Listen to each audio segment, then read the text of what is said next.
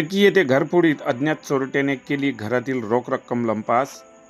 रायगाव तालुक्यातील वडकी येथे बंद घर चोरट्याने फोडल्याची घटना मंगळवार दिनांक 20 जानेवारी रोजी सकाळच्या दरम्यान उघडकीस आली. चोरट्यांनी घरातून कापसाचे ठेवलेले 20,000 रुपये लंपास केले आहे. याबाबत वडकी पोलीस ठाण्यात गुन्हा दाखल करण्यात आला आहे. वडकी येथे वास्तव्यास असलेले संजय देठे हे घराला कुलूप लावून आपल्या कुटुंबासोबत बाहेरगावी गेले होते.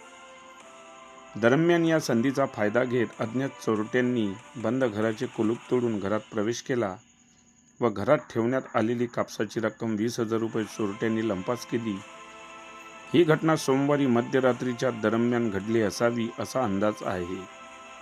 सकाळी घर फोडल्याची माहिती घरमालक संजय देठे यांना मोबाईलवर शेजाऱ्यांनी दिली. त्यांनी वडकी पोलीस ठाण्याला याची माहिती दिली. पोलिसांनी घटनास्थळी धाव घेत पाहणी केली असून पंचनामा केला आहे. याबाबत वडकी पोलीस ठाण्यात अज्ञात आरोपी विरुद्ध गुन्हा दाखल करण्यात आला आहे.